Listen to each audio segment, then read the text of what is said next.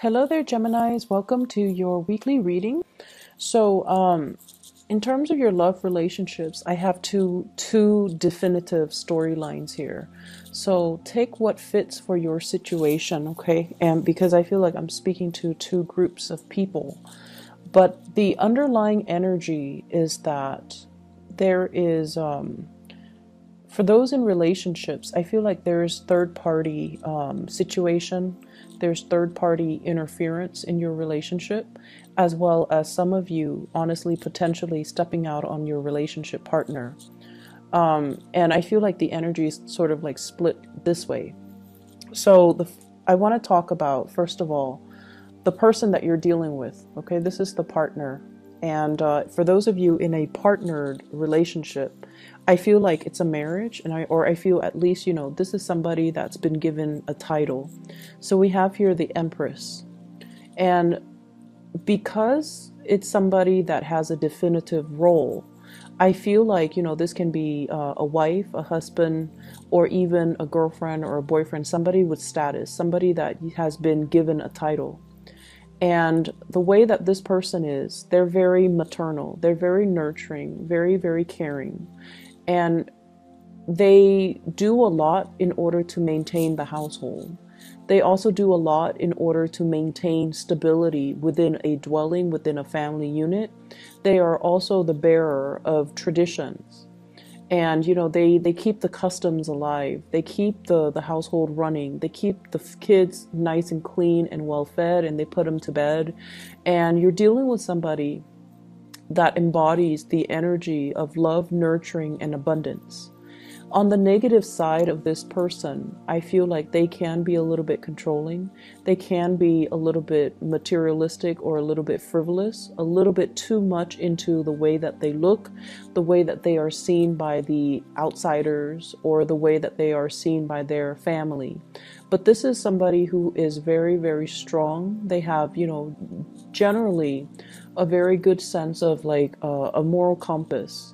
And they operate from a space where they like to take care of people, they like to nurture. They can also have a lot of suitors because this deals with beauty. It deals with harmony, beauty, and just appearance. So they could have, a lot of people vying for them. They can be very beautiful personally, or at least in your eyes. And I feel as if, with this Empress energy, and it's right next to the High Priestess. The High Priestess, usually in the traditional Rider-Waite deck, it's like the hidden woman, okay? The mister or the mistress, the person that we are keeping on the side, or the person that is not in the public eye. So for many of you, I just see this opposition here between the Empress, the person that you're seen in the public eye with, and the High Priestess, the person that's kind of like operating and working behind the scenes.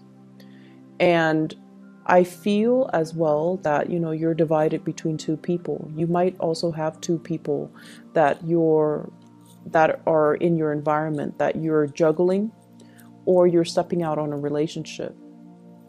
What's coming in at the beginning of the deck, the spread here, is the Seven of Swords. And the Seven of Swords is a situation where it's not entirely upfront and honest and seeing the light of day. It's like keeping things from, it's like holding back on communicating whole truths, okay? Hiding things, keeping things under wraps, keeping things hidden. So it's sort of like all these questions are coming at you, and you're kind of dodging or being evasive. Or at least, if this is not coming from your end, somebody is dodgy or being evasive when it comes to, trying to get to the bottom of things, trying to get answers, trying to get some type of clarity in a situation. And when it comes out as this, as a sword energy, I feel like a lot of it is coming from your end, where you're dodging people in the interrogation process, where you're being very evasive, you're being very careful about what you're revealing, and you're also being very careful about what you're holding back, and what you're choosing very wisely, actually, what you're choosing to tell people, what questions you're choosing to ask or answer, and what questions you're choosing to evade. So there's this evasiveness that's coming through. And I feel like in the relationship sector, it usually denotes, third parties. It usually denotes another person that's in the mix. I'm also feeling as well that you could also be dealing with somebody that is like this, where they're keeping some information hidden from you and you're trying to find out. You could be getting to know this person and you might see this person as the one that you want to, build a relationship with. But there is some sense of like, they're either in your eyes being evasive or they're kind of mysterious. They're kind of hard to pin down. And because of it, the attraction between you and this other person is very, very, it's felt on a very spiritual, on a very deep rooted level. As well as this sense of bewilderment, this sense of mystery, this sense of wanting to possess another person, wanting to know them inside and out, wanting to ask these questions. But for whatever reason, you're going about it, asking the questions in a very roundabout way. And I feel like the energy flows both ways, okay? For others of you, you could be dealing here with a fire sign. We have here the Knight of Wands.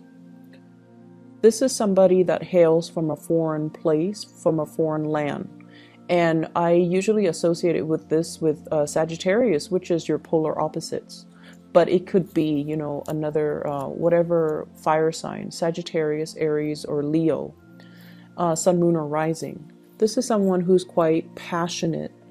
They don't stop in one place for too long. It's like, the Rolling Stone gathers no moss. They have that mentality. They're very here today, gone tomorrow. They're very exciting. They're very passionate. They go after what they want. And I feel almost like relationships are nice in their lives, but they're kind of like the nomad. They're constantly looking for new pastures. They're constantly looking for new adventures. They're constantly looking for new land to explore, to roam, to conquer. And I also feel as if you're involved with this person, there's a lot of things in their past that you're trying to figure out. But I don't know why. It's just the communication is not very straightforward. It's almost like you both are feeling this really strong attraction towards one another, but there's a sense of like, they're like this, can I trust them? Or they're also wondering, the Gemini person is like this, can I trust them to be truthful and faithful? And then you're wondering, can I trust this person to be truthful and faithful as well? So if you're dealing with a fire sign, Sagittarius, Aries, Leo, Sun, Moon, or Rising, there's this element of wanting to tame the beast, to possess the person, to have them do your bidding, to want to control them, to try to like contain fire, that wand's energy, to try to contain it in your hands. So you might have very well met your match for this week, Gemini. And this is not just somebody that just randomly comes into the picture. I feel like there are things about them that kind of, it's almost like the attraction I feel is very strong, as well as the temptation to want to control, to possess. They could be very possessive towards you, and you could be likewise very possessive towards them. And I feel like there are clashes when it comes to egos. One person wants to be free. One person wants to, I'll come and go as I please. I can't be contained. And then the other person wants to possess, wants to control, wants to dictate, how the relationship is going to go. And so it's almost like in the process of trying to contain fire in your hands, You might get burned. You want to be a little bit careful if you're dealing with this character. Not that they're not a bad person, but they value their independence so much that it's going to be very difficult for you to tell them, you know, like I see this energy. You sit where I tell you to sit, you know. It's not that severe, not that controlling or manipulative, but I feel like it's this back and forth that you have with another person. And the back and forth, the communication though is very, very, very wavy. It's not straightforward. And so in order to deal with this type of energy, if you're dealing with somebody that you really like and you want to, you know, build something with them, clear communication, especially if it's a fire sign, Geminis, you need to be very straightforward with your intentions. You need to communicate in a very matter-of-fact, blunt manner, because I feel like all fire signs really appreciate is just, you know, they don't like cryptic messages. They're too impatient to try to figure things out. And they're too impatient to wait for you to state your intentions. So the way to deal with this is with the High Priestess energy coming in the middle of the spread. It's sort of like, let's try not to hold back when it comes to communication. Let's be very clear, and let's not be cryptic when we are dealing with other people. It's a general, you know, good rule in life. But I feel like for some of you, there are just some things here with power struggles and control that's really interfering with your relationships, okay? For others of you, it could be this fire sign that is stepping out on the relationship. There's an overall sense of mistrust between you and them. And there's an overall sense of like wanting to, they might have several options. And you know, with the partner you're dealing with or the person that you like, they might be somebody that smells really good, that looks really good.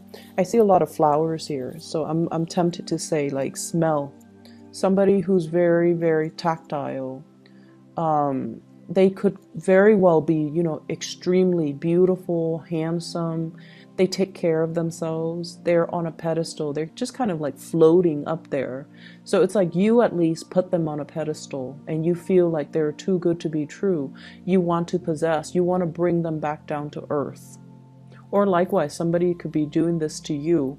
But I just feel as if it's an energy of like freedom versus commitment. And it's an expansive energy as well that deals with, it's stirring up some insecurities from both parties. And as a result of it, I feel that it can be very challenging when it stirs up our insecurity.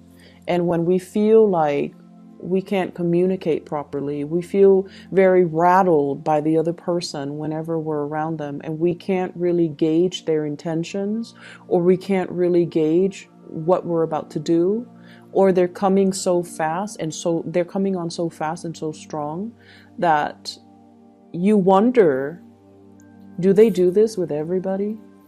Am I just, you know, one of their groupies? Am I just one of the person that's following their lead, or do they actually have a specific place in their heart for me? So I feel like it's stirring up some anxieties as well as some insecurities within you. It's exciting. It's very exciting, but it's also very topsy-turvy. And so what you decide to do, I feel, is that you need to take control of this situation, and you need to have some type of clear and straightforward communication. So rather than, you know, keeping them at bay and potentially driving them away, if you really like them, you want to have some type of a mutual understanding, agreement, consensus, or at least, you know, allow them to kind of just understand where you're coming from. Because I feel an energy of like, you know, you can leave, just go, I don't need you. But deep down, you do need them. You want them to come back, but you want to play it off. You want to appear aloof. And so I feel like there is some there are a lot of cues, things that are lost in translations. There are also a lot of miscommunication as well that needs to be worked out. I don't feel like it's getting resolved, but it needs to definitely be worked out in this spread, okay? At least for this week. So if this sounds like the situation you're in, where it's not third party, but there are fears of third parties, and you need to kind of just, open up that channel of communication. If you are dealing with a third party, I feel like your intuition is leading you on the right path towards kind of freeing yourself and not being, it's like, that being wrapped around somebody's fingers and feeling like they've got you pinned down. You can't go, even though you want to go off with somebody else. It feels like that to me. Moving on to other areas of your life here, this is pretty much serving as your spiritual advice. And what I feel overall is you are going to be playing mediator this week, okay?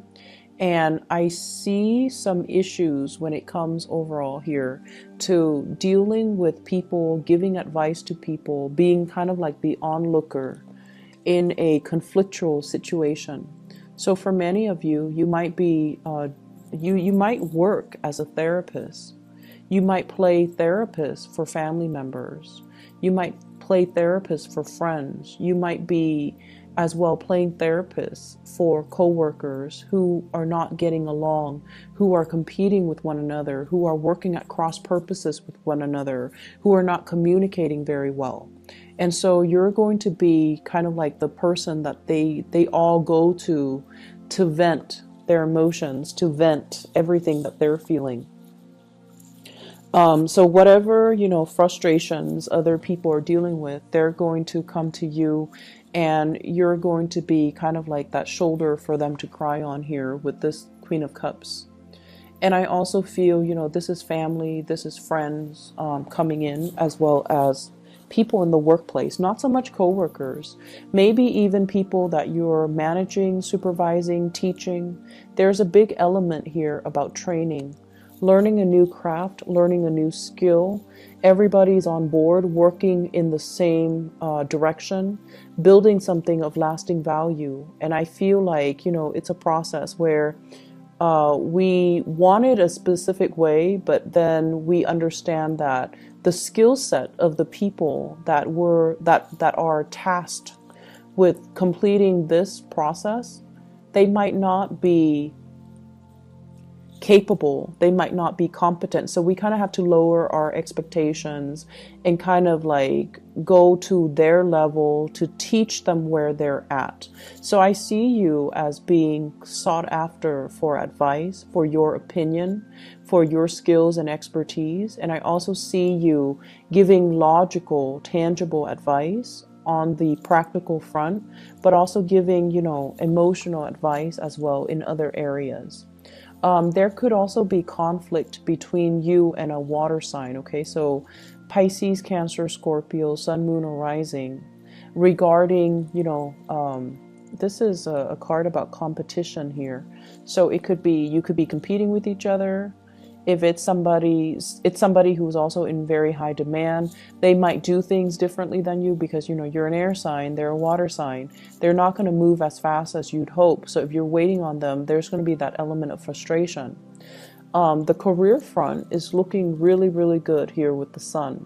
The sun indicates to me, the spotlight. It's sort of like the areas where you shine, or the areas where you're very, very visible. Everybody sees everything that you're doing. But it's next to the Three of Pentacles, which denotes that people are soliciting you. They're trying to find you. They're coming to you in droves to try to get your expertise, get your ideas, get your opinions. So I feel like you're giving off advice, and then the other person stalls, and they're trying to, work one step at a time. So when I mention like the people in your midst, they're tasked with doing something, but their skill level or their expertise or their capabilities are not on par with what you had plan for them. So you have to lower your expectations a little bit.